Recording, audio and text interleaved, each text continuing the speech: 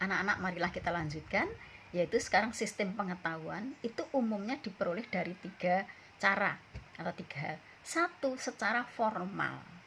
Formal itu apa?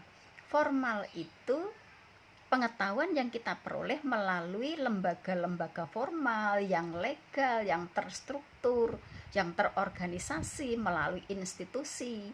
Misalnya itu sekolah, kuliah, akademi, universitas gitu ya. Itu kan secara formal semuanya terorganisasi dengan sangat bagusnya gitu ya. Ini namanya memperoleh pendidikan secara formal. Seperti anak-anak ini belajar, berarti anak-anak telah melakukan penguasaan pengetahuan secara formal.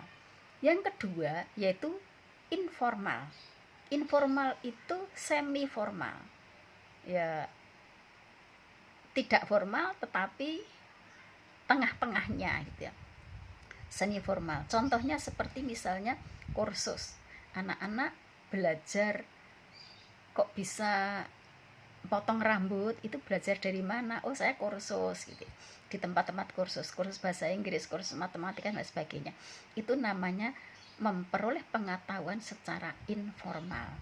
Yang ketiga yaitu dengan cara non formal. Non formal itu namanya autodidak. Autodidak itu dengan cara belajar sendiri. Anak-anak, orang yang bisa belajar sendiri sehingga mampu melahirkan suatu, itu orang-orang yang luar biasa hebat. Tapi sayangnya di negara kita ini sepertinya pengakuan terhadap autodidak ini kurang ya. Jadi kalau mau mendaftarkan suatu pekerjaan, mencari pekerjaan gitu kan, di perusahaan atau dimanapun lah, itu kan syaratnya harus sarjana, syaratnya harus S2, syaratnya harus SMA misalnya, semacam itu. Berarti kan yang dibutuhkan adalah formal, sedangkan autodidak tidak diperhitungkan gitu. Padahal kadang-kadang orang yang bisa melaksanakan autodidak itu luar biasa hebatnya, karena dia bisa menemukan apa yang dia pelajari sendiri. Banyak orang yang autodidak ini, banyak. Nah, saya rasa untuk sistem pengetahuan cukup ya. Jadi sistem pengetahuan diperoleh melalui 3 cara, formal, informal, dan melalui autodidak atau non formal.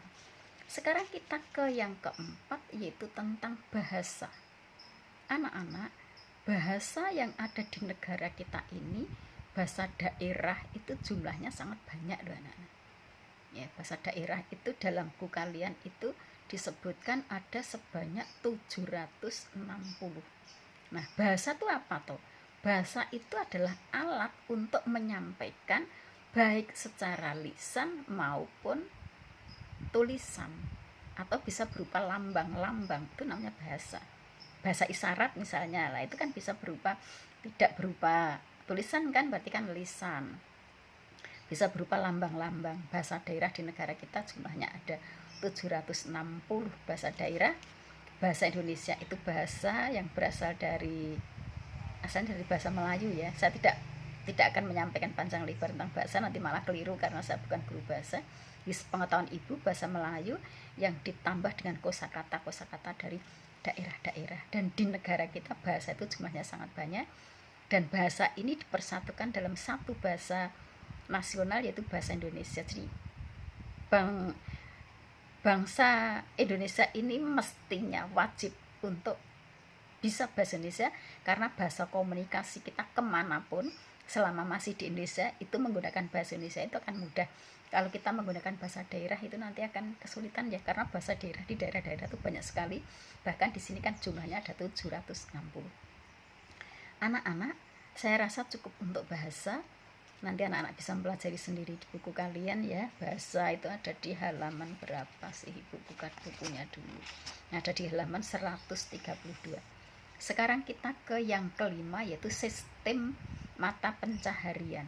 Sistem mata pencaharian itu berarti kan bagaimana kita mencari nafkah gitu ya.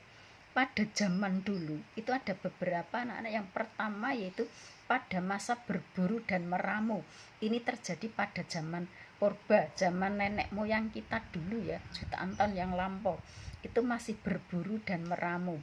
Berburu berarti mencari makanan yang ada di hutan itu secara bersama-sama, nanti hasilnya akan dimakan secara bersama-sama, karena kalau tidak bersama-sama tidak akan mampu, karena hewan yang diburu itu hewannya lebih besar daripada manusia. Ini terjadi pada saat itu. Nanti kita lanjut videonya.